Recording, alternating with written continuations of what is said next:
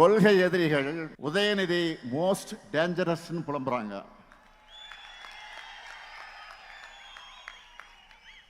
அந்த அளவுக்கு கொள்கையில ஸ்ட்ராங்கா இருக்காரு. கழகத்துக்கு எது தேவை என்று உணர்ந்து செயல்படுகிறார் உதயநிதி. அணியோட கட்டமைப்பை வலுப்படுத்தணும்னு லட்சக்கணக்கான இளைஞர்களை கழகத்தில் சேர்த்தார்.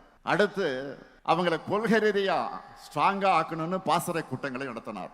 அடுத்து நம்மளோட கொள்கையில இன்னைக்கு இருக்கிற தலைமுறையினரும் புரிஞ்சிக்க வேண்டும் என்பதற்காக புது பேச்சாளர்கள் அவசியம்னு உணர்ந்து ஃபர்ஸ்ட் செட்ல 200 பேரை உருவாக்கினார். அவங்க பேச்சையெல்லாம் கழக மேடையில கேட்கும் போது எனக்கு அவ்வளவு மகிழ்ச்சியா இருக்கு. அடுத்து இளைஞர்களான நீங்க இன்னும் ஷார்ப்பா பேச, ஸ்ட்ராங்கா களமாட நிறைய புத்தகங்கள் உருவாகணும். அதுக்காக முத்தமிழ் அறிஞர் பேர்ல பதிப்பகம் தொடங்கினார். சரி, இதெல்லாம் செஞ்சுட்டோம்னு சும்மா இருக்கல, இதெல்லாம் உங்களுக்கு சேரணும்னு அறிவு திருவிழா நடத்துறார். பல இடங்களில் லைப்ரரி ஆரம்பிக்கிறார். இதுதான் ஒரு பொலிட்டிஷியனுக்கு குவாலிட்டி.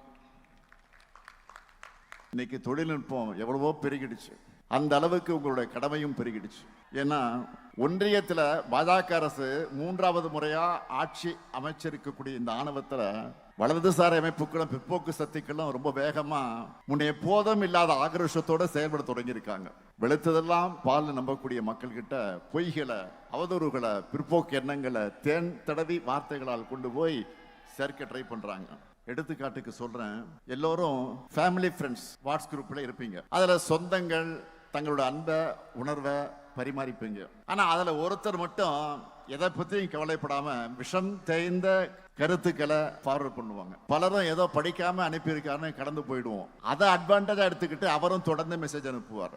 அப்படிப்பட்டவங்களுடைய பிற்போக்கு கருத்துக்கள் தொற்று நோய் மாதிரி வேகமா பரவும். அதை தடுக்கணும்னா அதுக்கு மாற்று மருந்தான நம்முடைய கொள்கைகளையும் நாம தீவிரமா பரப்பணும். பொய்யை பேசுறதுக்கு ஒருத்தர் தயங்காத போது உண்மையை பேசுறதுக்கு நெஞ்சில உரம் இருக்க நாம் ஏன் தயங்கணும்? எதுக்காக இதை சொல்றேன்னா, வேலுகிட்ட ஒரு வேலையை சொல்லிட்டா அதை பத்தி நாம சிந்திக்க வேண்டிய அவசியமே இல்லை. அப்படி இந்த கூட்டத்தை சிறப்பா ஏற்பாடு செஞ்சிருக்கக்கூடிய வேலுவர்களுக்கு என்னதான் இளைஞரணியின் தம்பி உதயநிதி நன்றி சொல்லியிருந்தாலும், தலைமை கழகத்தின் சார்பில் தலைவர் என்கிற முறையில நானும் நன்றி கூற விரும்புகிறேன். எதிரில் இருக்கக்கூடிய உங்களை பார்க்கும்போது ஒரு 50 ஆண்டுகள் டைம் டிராவல் பண்ணி பின்னாடி போன மாதிரி எனக்கு இருக்கு. உங்களை மாதிரி இளைஞனா கிராமமா தமிழ்நாடு முழுக்க பயணம் பண்ணி இந்த இளைஞரணியை வளர்த்தெடுக்க நான் பயணம் செய்த அவைகளெல்லாம் எண்ணி பார்க்கிறேன். அதுதான் இப்பொழுது எனக்கு ஞாபகங்களாக வந்து கொண்டிருக்கிறது. எத்தனை ஞாபகங்கள்! இரவு பகல் பார்க்காம, தூக்கம் இல்லாம கிராமங்கள் தோறும் கொடியேற்றம், திண்ணை பிரச்சாரம், நாடகம், பொதுக்கூட்டம் என கழக நிகழ்ச்சிகளை நடத்தியிருக்கோம். அப்படி உழைச்சி வளர்த்த திராவிட முன்னேற்ற கழகம் 75 ஆண்டுகளை நிறைவு செஞ்சிருக்கிறோம். அப்படிப்பட்ட கழகத்திற்கு புது ரத்தமாக வந்திருக்கக்கூடிய உங்களை எல்லாம் பார்க்கும்போது புது மகிழ்ச்சியும் நம்பிக்கையும் பிறக்குது. அது மட்டுமல்ல, உங்களுடைய எனர்ஜி எனக்கு டிரான்ஸ்ஃபர் ஆகியிருக்கு. இப்போ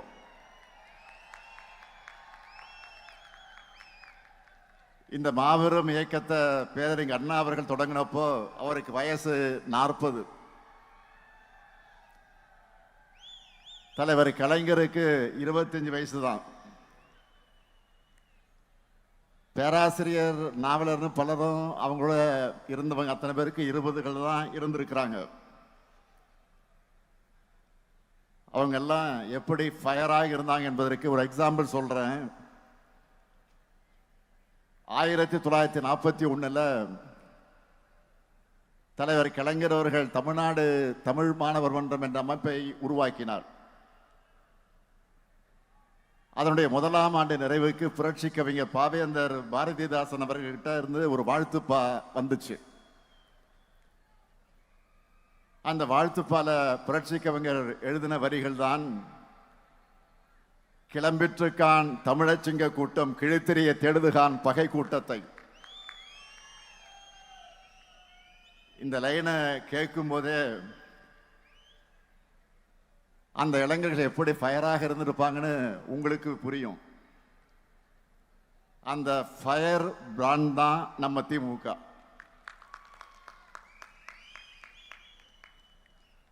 இது எதெல்லாம் இந்த தமிழ் சமுதாயத்துக்கு பின்னுக்கு இழுக்குமோ, எது எதெல்லாம் தமிழ்நாட்டை இருட்டுக்குள்ள தள்ளுமோ, அது எல்லாத்தையும் தோற்கடிச்ச புது வரலாறு படைச்சோம். சும்மா எடுத்தோம் கவிழ்த்தோம்னு இங்க எதையும் பண்ணிடல. தெரு தெருவா வீடு வீடா போய் பேசி, டீ கடையும் சலூனுமே அரசியல் மேடைகளாக மாற்றி மக்களை எஜுகேட் பண்ணோம். உலக வரலாற்றை எல்லாம் சொல்லி நாம் ஏன் இன்னும் பின்தங்கிய நிலையில இருக்கோம்னு எடுத்து சொல்லி மக்களுக்குள்ள நல்ல மாற்றத்துக்கான விதைய சிந்தனையா விதைச்சாங்க. அண்ணா பேசுறார், கலைஞர் பேசுறார், நாவலர் பேசுறார், பேராசிரியர் பேசுறாருன்னு சொன்னா மக்களும் குடும்பம் குடும்பமாக வந்து அவங்க பேச கேட்பாங்க. அவங்க பேச்சில் சொன்னதையெல்லாம் மக்கள் அவங்க அவங்க ஊர்ல எடுத்துக்கிட்டு போய் சொல்லுவாங்க. திராவிட உணர்வை அப்படியெல்லாம் வளர்த்தாங்க. தமிழை நசுக்க வந்த இந்தி ஆதிக்கத்தை விரட்டினாங்க. அதனாலதான் தாழ்ந்த தமிழகமே அப்படின்னு கவலைப்பட்ட காலத்தை மாத்தி இப்போ திரும்பி பாருங்க தமிழ்நாட்டை என்று சொல்லுகிற காலத்துக்கு நாம் வந்திருக்கிறோம். அவங்க ஜெனரேஷன் அடுத்த கட்டத்துக்கு நகர்ந்ததும் அவங்களுடைய உழைப்பையும் தியாகத்தையும் கொள்கை உணர்வையும் அடுத்தடுத்த தலைமுறைகளுக்கு கொண்டு போகணும்னு தலைவர் கலைஞர் அவர்கள் சிந்தித்து எண்ணி உருவாக்குனதுதான் இந்த இளைஞரணி. 1980 ஜூலை 20 மதுரை ஜான்சி ராணி பூங்காவில் இளைஞரணியை தொடங்கினோம்.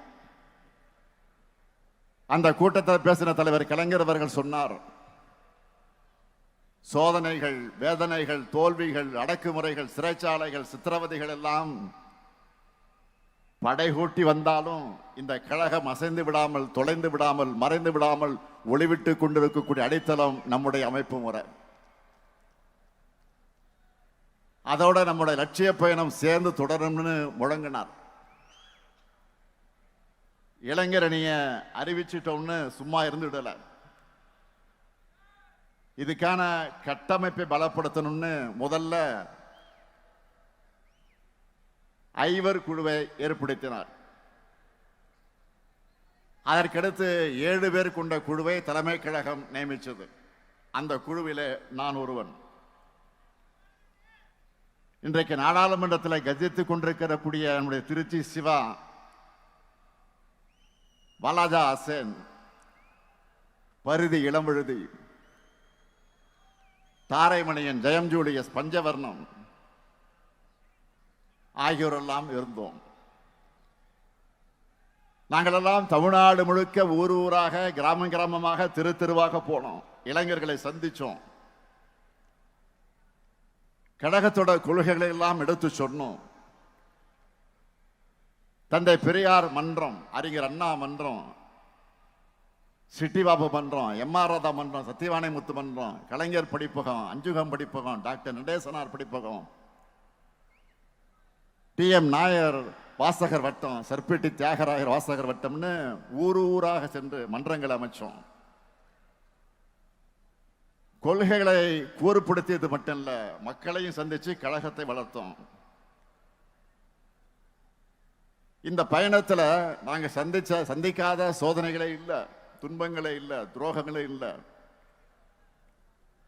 அத்தனையும் தாண்டி கழகத்தோட லட்சிய பயணத்துக்கு துணை நின்றது நாங்க வளர்த்த இளைஞரணி. இப்போ அந்த பணியை தம்பி உதயநிதி கிட்டையும் உங்ககிட்டையும் ஒப்படைச்சிருக்கிறோம். அவரும் தன்னுடைய பொறுப்பை உணர்ந்து இன்னும் பவர்ஃபுல்லா செயல்படுறாரு. இன்னும் சொல்லணும்னா இறங்கி அடிக்கிறாரு.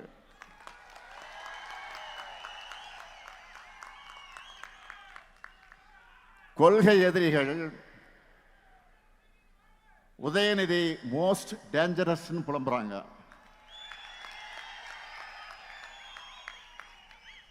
அந்த அளவுக்கு கொள்கையில ஸ்ட்ராங்கா இருக்காரு. கழகத்துக்கு எது தேவை என்று உணர்ந்து செயல்படுகிறார் உதயநிதி. அணியோட கட்டமைப்பை வலுப்படுத்தணும்னு லட்சக்கணக்கான இளைஞர்களை கழகத்தில் சேர்த்தார். அடுத்து அவங்களை கொள்கை ரீதியா ஸ்ட்ராங்கா ஆக்கணும்னு பாசறை கூட்டங்களை நடத்தினார். அடுத்து நம்மளோட கொள்கையில இன்னைக்கு இருக்கிற தலைமுறையினரும் புரிஞ்சிக்க வேண்டும் என்பதற்காக புது பேச்சாளர்கள் அவசியம்னு உணர்ந்து ஃபர்ஸ்ட் செட்ல 200 பேரை உருவாக்கினார். அவங்க பேச்சையெல்லாம் கழக மேடையில் கேட்கும்போது எனக்கு அவ்வளவு மகிழ்ச்சியா இருக்கு. அடுத்து இளைஞர்களான நீங்க இன்னும் ஷார்ப்பா பேச, ஸ்ட்ராங்கா களமாட நிறைய புத்தகங்கள் உருவாகணும். அதுக்காக முத்தமிழ் அறிஞர் பேர்ல பதிப்பகம் தொடங்கினார். சரி, இதெல்லாம் செஞ்சுட்டோம்னு சும்மா இருக்கல. இதெல்லாம் உங்களுக்கு வந்து சேரணும்னு அறிவு திருவிழா நடத்துறார். பல இடங்களில் லைப்ரரி ஆரம்பிக்கிறார். இதுதான் ஒரு பொலிட்டிஷியனுக்கு குவாலிட்டி. சரி, உதயநிதி இவ்வளவும் செய்கிறாரு அப்படின்னா அடுத்து நீங்க என்ன செய்யணும்? அதை பற்றி கூட உதயநிதி இங்க சொன்னார். நம்மோட லெகசியை மக்கள்கிட்ட கொண்டு போய் சேர்க்கணும். கழகத்தை வளர்க்கிற பணியில, கொள்கை விதைக்கிற பணியில ஈடுபடணும். காலையில முரசொலி படிச்ச பிறகு அதுல வெளியாகி இருக்கக்கூடிய கட்டுரைகள், கருத்துக்கள், தலையங்கங்கள், திராவிட இயக்க பார்வைகள்னு எல்லாவற்றையும் உங்களால முடிஞ்ச அளவுக்கு எல்லார்கிட்டையும் கொண்டு போய் சேருங்க. அது எல்லாத்தையும் சுருக்கமா இன்றைய இளைஞர்களுக்கு புரிகிற வரையில கிரியேட்டிவா மாத்தி உங்களுக்குன்னு ஒரு ஸ்டைல பேசி எழுதி கொண்டு போங்க. அவங்களுக்கு விழிப்புணர்வையும் தெளிவையும் ஏற்படுத்தி தமிழ்நாட்டை உயர்த்தக்கூடிய கழகத்தின் பாதையில அவங்களை கொண்டு வரணும். இன்னைக்கு தொழில்நுட்பம் எவ்வளவோ பெருகிடுச்சு. அந்த அளவுக்கு உங்களுடைய கடமையும் பெருகிடுச்சு. ஏன்னா ஒன்றியத்தில் பாஜக அரசு 3வது முறையா ஆட்சி அமைச்சிருக்கக்கூடிய இந்த ஆணவத்தில் வலதுசாரி அமைப்புகளும் பிற்போக்கு சக்திகளும் ரொம்ப வேகமா முன்னே போதும் இல்லாத ஆக்ரோஷத்தோட செயல்பட தொடங்கியிருக்காங்க. வெளுத்ததெல்லாம் பால் நம்பக்கூடிய மக்கள் கிட்ட பொய்களை, அவதூறுகளை, பிற்போக்கு எண்ணங்களை தேன் தடவி வார்த்தைகளால் கொண்டு போய் சேர்க்க ட்ரை பண்றாங்க. எடுத்துக்காட்டுக்கு சொல்றேன், எல்லோரும் ஃபேமிலி ஃப்ரெண்ட்ஸ் வாட்ஸ் குரூப்ல இருப்பீங்க. அதுல சொந்தங்கள் தங்களோட அன்பை, உணர்வை பரிமாறிப்பீங்க. ஆனா அதுல ஒருத்தர் மட்டும் எதை பத்தியும் கவலைப்படாம விஷம் தேய்ந்த கருத்துக்களை ஃபார்வர்ட் பண்ணுவாங்க. பலரும் ஏதோ படிக்காம அனுப்பியிருக்காருன்னு கடந்து போயிடுவோம். அதை அட்வான்டேஜா எடுத்துக்கிட்டு அவரும் தொடர்ந்து மெசேஜ் அனுப்புவார். அப்படிப்பட்டவங்களுடைய பிற்போக்கு கருத்துக்கள் தொற்று நோய் மாதிரி வேகமா பரவும். அதை தடுக்கணும்னா அதுக்கு மாற்று மருந்தான நம்முடைய கொள்கைகளையும் நாம தீவிரமா பரப்பணும். பொய்யை பேசுறதுக்கு ஒருத்தர் தயங்காத போது உண்மையை பேசுறதுக்கு நெஞ்சில உரம் இருக்க நாம் ஏன் தயங்கணும்? எதுக்காக இதை சொல்றேன்னா, இப்போ நம்ம தோல்ல தமிழ்நாட்டையும் தமிழ் மொழியும் காக்க வேண்டிய கடமை மட்டுமல்ல, ஒட்டுமொத்த இந்தியாவையும் நாட்டோட பன்முகத்தன்மையையும் காக்க வேண்டிய கடமை நமக்கு இருக்கு.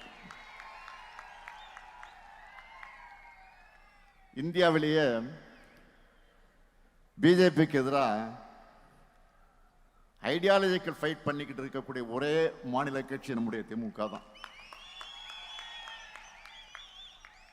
அவங்களால வெற்றி கொள்ள முடியாதது நம்முடைய தமிழ்நாட்டை மட்டும்தான். அதனால்தான் அமித்ஷா போன்றவருக்கு நம்ம மேல எரிச்சல். பேசுனாங்கல்ல, அண்மையில கூட என்ன பேசினார் அவரு? பீகாரை ஜெயிச்சிட்டோம், அடுத்து டார்கெட் தமிழ்நாடு தான் சொல்றாரு.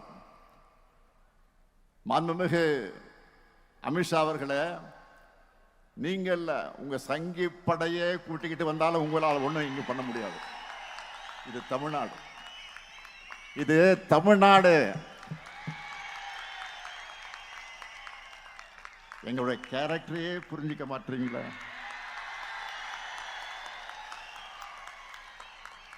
அன்போட வந்தா அரவணைப்போம், ஆணவத்தோடு வந்தா அடிபடைய மாட்டோம், எதிர்த்து நிற்போம்.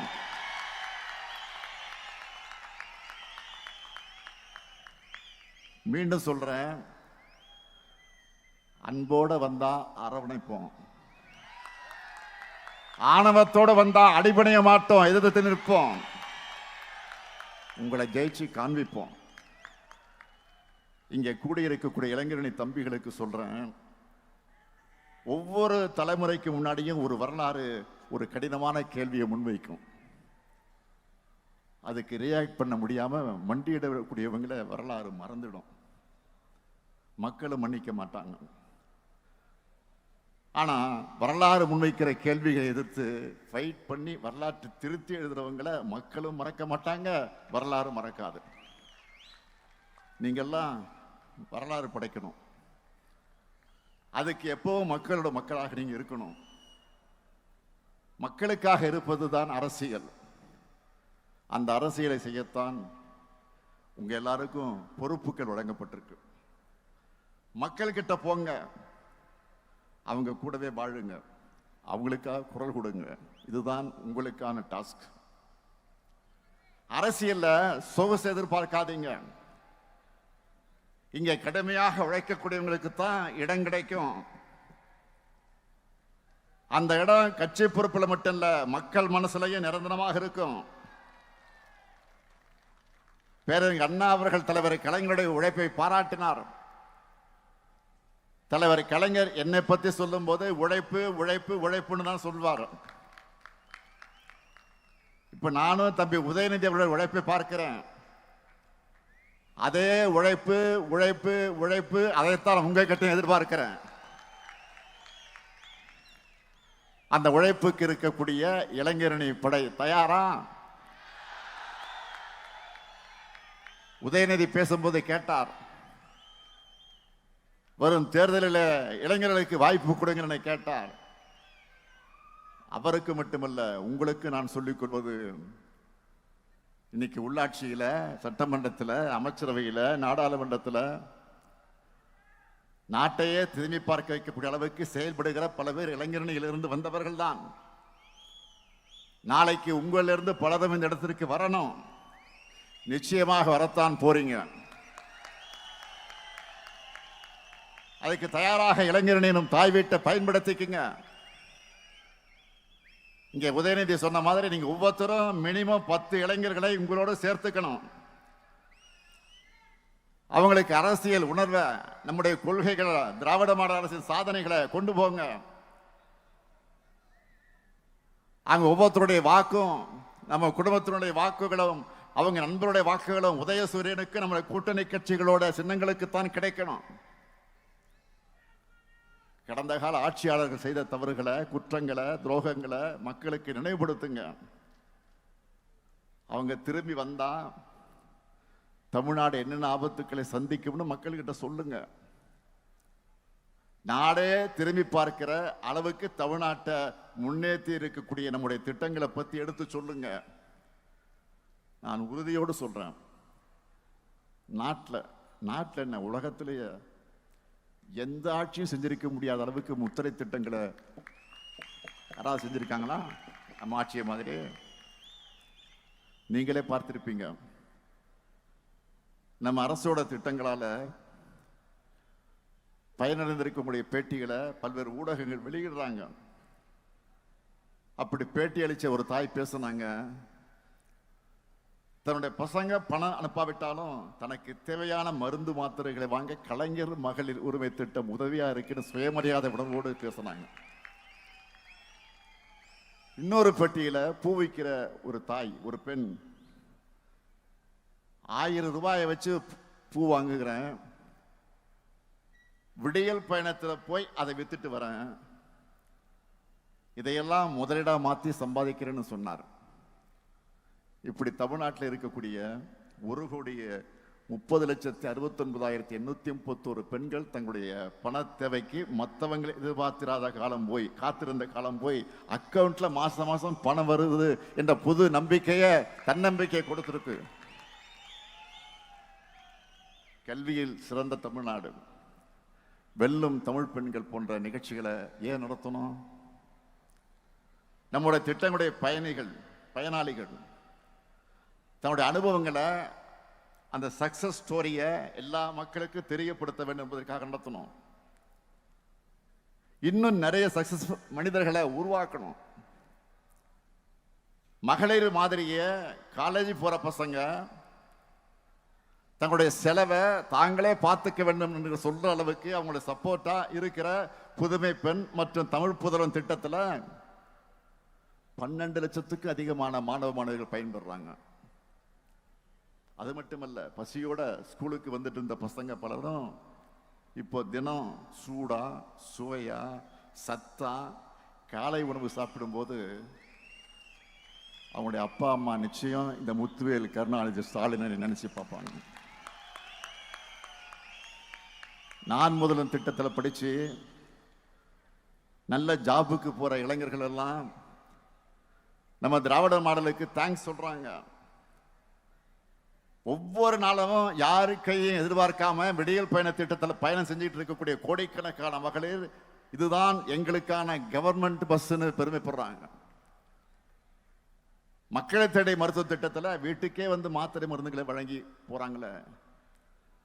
நலமாக இருக்கக்கூடிய 2,53,49,475 பேர்களும் பாராட்டுறாங்க. நம்ம திராவிட மாடல் அரசு எப்படி கேர் எடுத்து பார்த்துக்கிறாங்கன்னு பாராட்டுறாங்க. இப்படி நம்ம திராவிட மாடல் அரசுல லிஸ்ட் போட்டு ஒவ்வொரு டிபார்ட்மெண்ட்லயும் சாதனைகளை ஒரு புக்கா போடுற அளவுக்கு தினமும் ஏராளமான திட்டங்களை செயல்படுத்திக்கிட்டு இருக்கோம். அதனாலதான் பொருளாதார வளர்ச்சியில தமிழ்நாடு இந்தியாவிலேயே நம்பர் 1.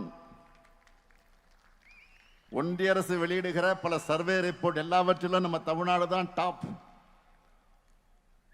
இந்த திட்டங்கள் எல்லாம் பத்தியும் நீங்க ஃபிங்கர் டிப்ஸ்ல வச்சுக்கணும்.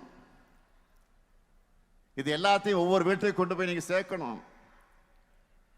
மற்ற கட்சிகள் எல்லோரும் தான் பிரச்சாரம் பண்ணுவாங்க, ஆனா அதுல இருந்து தனிச்சு தெரியக்கூடிய மாதிரி உங்களுக்குன்னு ஒரு ஸ்டைல் இருக்கணும். அந்த பிரச்சாரத்துல வழக்கமா திமுகவுக்கு ஓட்டு போடாதவங்க கூட இளைஞர் அணியினுடைய, உங்களுடைய அணியினுடைய அந்த கேம்ப், நீங்க நடத்துற பிரச்சாரம், அதிலே திமுகவுக்கு ஓட்டு போடக்கூடிய நல்ல வரணும். அப்படி ஒரு இம்பாக்டை நீங்க உருவாக்கணும். தேர்தல் நெருங்கி வந்துடுச்சு, மக்கள்கிட்ட நீங்க சொல்லுங்க. 10 ஆண்டு கால தமிழ்நாட்டை படுபாதாளத்தில் தள்ளின அதிமுகவினர் தாங்கள் ஏதோ உத்தமர்கள் போல வேஷம் போட்டுக்கிட்டு வந்து வாக்கு கேட்பாங்க. அதேபோல் தமிழ்நாட்டுக்கு துரோகம் செய்வது மட்டுமே வழக்கமாக வச்சிருக்கக்கூடிய பாஜகவினர் வழக்கம் போல தங்களுடைய பொய் பரப்புரைகளை பரப்புவார்கள். பதற்றத்தை உண்டாக்குற அரசியலை வச்சு எலெக்ஷன்ல சந்திக்கலாம்னு வருவாங்க. இவங்க கிட்ட கைகட்டி வாய் புத்தி அடிமை சேவகம் செஞ்சு கொண்டு இருக்கக்கூடிய தமிழ்நாட்டோட உரிமைகளை, தமிழுடைய சுயமரியாதை அட வைக்கலாம்னு நேரடியாகவும் மறைமுகமாகவும் வேலை செய்ய பல கூட்டங்கள் இருக்கு. 2026 தேர்தலில் மக்கள் முன்னாடி இருக்கக்கூடிய கேள்வி என்னன்னா, இன்னும் 50 ஆண்டுகள் முன்னோக்கி நடைபெற போறோமா, இல்ல ஆண்டுகள் பின்னோக்கி இழுக்க முயற்சி பண்றவங்களுக்கு அடிபணிய போறோமா? ஆக அந்த கேள்விக்கு மக்கள் விடையளிக்க போற விடைதான் திராவிட மாடல் ஆட்சி 2.0. அதுக்கு நீங்க எல்லாரும் கடுமையாக உழைக்கணும். திராவிட முன்னேற்ற கழகத்தோட எதிர்காலத்துல தான் தமிழ்நாட்டோட எதிர்காலம், தமிழகத்தோட எதிர்காலம் அடங்கி இருக்கு. அந்த எதிர்காலம் வளம் நிறைஞ்சதா, ஒளி நிறைஞ்சதா, தமிழ்நாடு நம்பர் 1 என்று சிங்க நடை போடுகிறதாக அமையணும். நீங்க தான் திராவிட மாடல் 2.1 அடித்தளமாக இருக்கணும். இருப்பீங்களா? நம்ம மிஷன் என்ன? திராவிட மாடல் 2.0. நம்ம மிஷன் என்ன? திராவிட மாடல். திரும்ப சொல்லுங்க, சத்தமா சொல்லுங்க. நம்ம மிஷன் என்ன? அந்த வெற்றிக்கான பயணத்தை இன்றைக்கு தொடங்குங்கள். விடைபெறுகிறேன். நன்றி, வணக்கம்.